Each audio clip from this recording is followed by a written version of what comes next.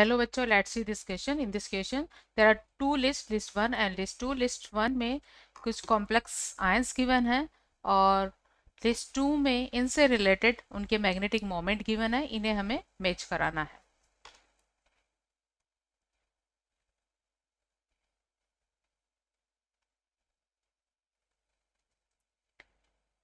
Compound A है iron का complex which is hexacyanoferrate FeCN whole 6.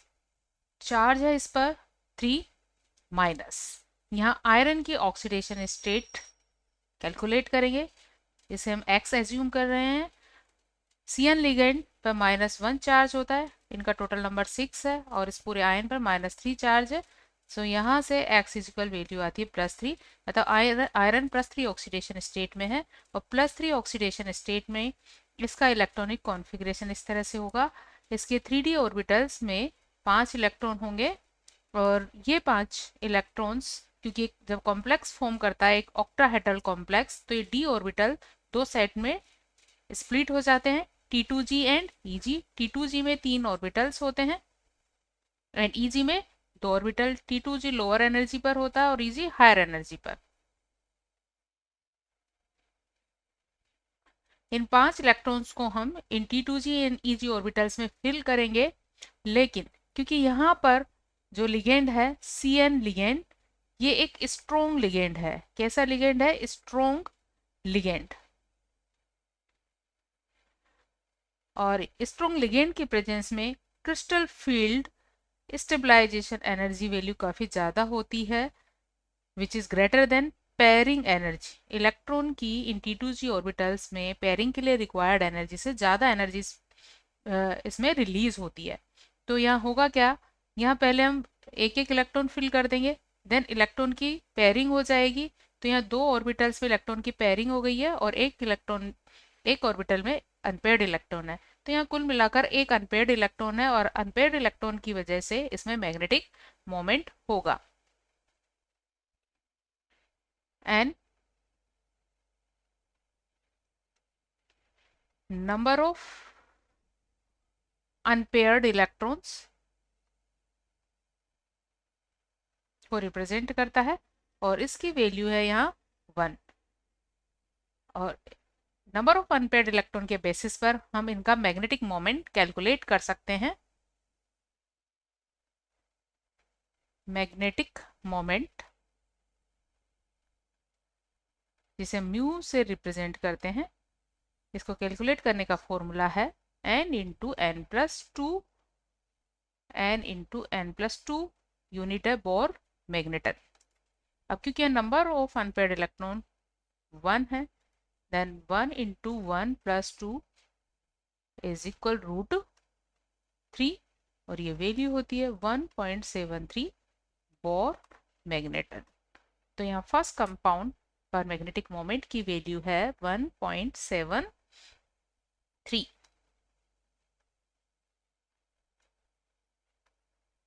The value is 1.73.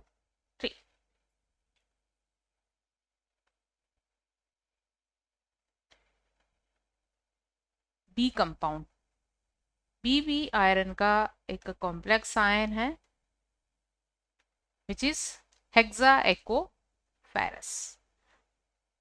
FeH2O whole 6 और इस complex पर चार्ज है +3.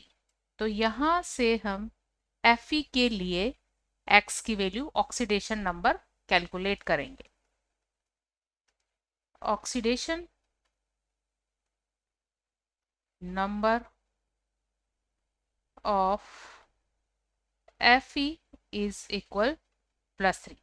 इसको कैलकुलेट करने पर ये वैल्यू आती है +3 और Fe की +3 ऑक्सीडेशन स्टेट में इसका इलेक्ट्रॉनिक कॉन्फ़िगरेशन होता है 3d5. और क्योंकि ये भी एक ऑक्टाहेड्रल कॉम्प्लेक्स फॉर्म कर रहा है तो यहाँ भी 3d ऑर्बिटल्स 2 सेट्स में डिवाइड हो जाते हैं, T2g and Eg. T2g lower energy पर and Eg at higher energy. यहाँ पर H2O एक वीक लिगेंड है। H2O क्या है? एक, this is a weak ligand.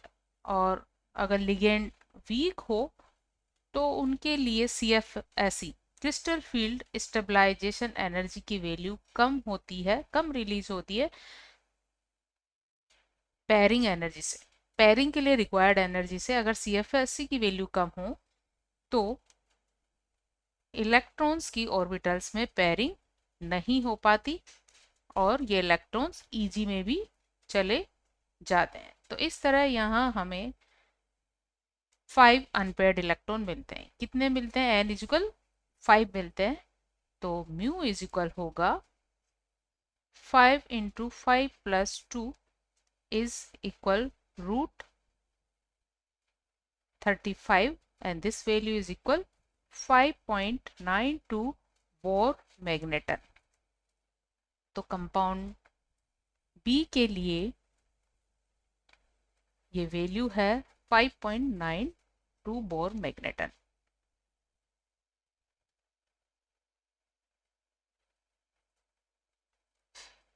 C compound है Fe हेक्सा साइनो और इस पर चार्ज है 4 माइनस। हम ऑलरेडी डिस्कस कर चुके हैं, Cn एक स्ट्रॉन्ग लिगेंड है। और यहाँ Fe का ऑक्सीडेशन नंबर ऑफ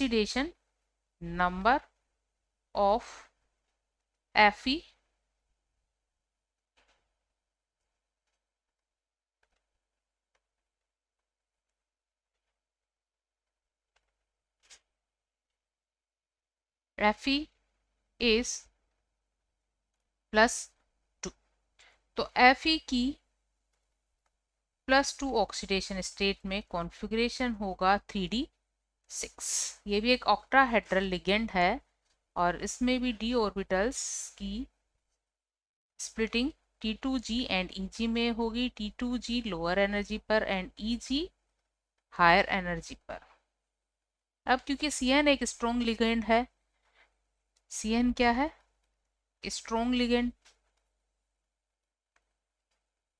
तो इसके लिए, इस कॉम्प्लेक्स के लिए CFSE is greater than pairing energy. Pairing के लिए जितनी एनर्जी चाहिए उससे ज़्यादा एनर्जी यहाँ रिलीज होती है, crystal field stabilization energy.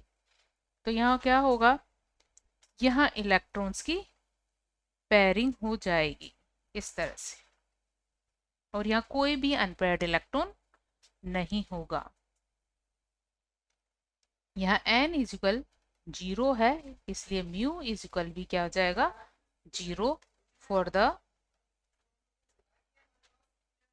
C compound.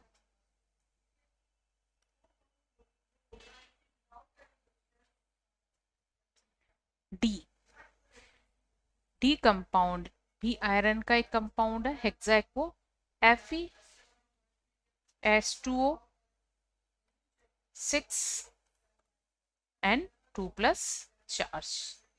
सो यहां से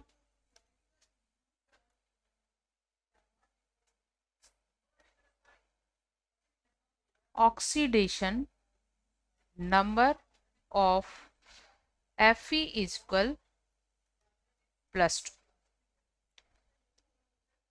और यहाँ पर Fe2+ में इलेक्ट्रॉनिक कॉन्फ़िगरेशन होगा 3d6 और ये d ऑर्बिटल 2 सेट्स में स्प्लिट होगा T2G एंड Eg।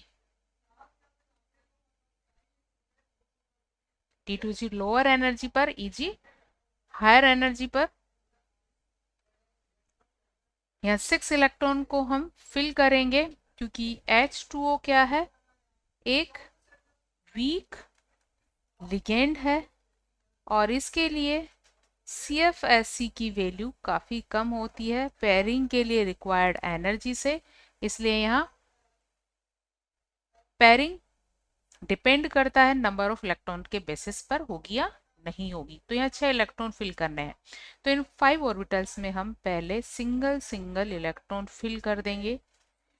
अब एक इलेक्ट्रॉन बचा तो यहाँ एक ऑर्बिटल में पेयरिंग हो जाएगी, बाकी 4 में अनपेयर्ड इलेक्ट्रॉन होंगे।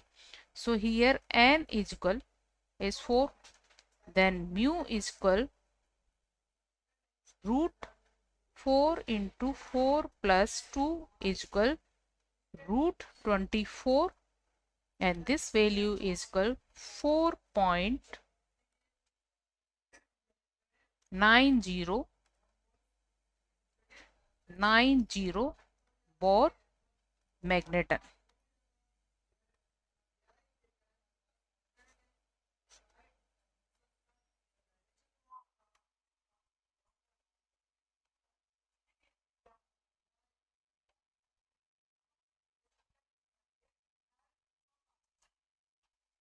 सो लिस्ट 1 और लिस्ट 2 को हम मैच करेंगे।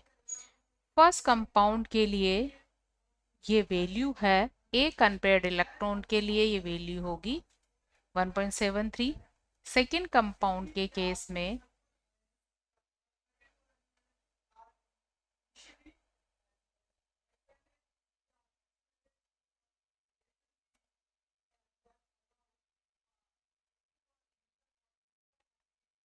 फाइव अनपेयर्ड इलेक्ट्रॉन्स के लिए ये वैल्यू है 5.92, एंड थर्ड कंपाउंड के लिए ये वैल्यू आती है 0, एंड फोर्थ कंपाउंड के लिए वैल्यू आती है 4.90 बोर मैग्नेटन। तो इस बेसिस पर इस क्वेश्चन का राइट आंसर होगा ए के साथ हमें 4 मिलाना है, बी के साथ 1 मिलाना है, एंड सी के साथ सेकंड मिलाना है, और डी के साथ थर्ड मिलाना है। इसलिए option C is the correct answer of this question. Hope you understood it well. Best of luck.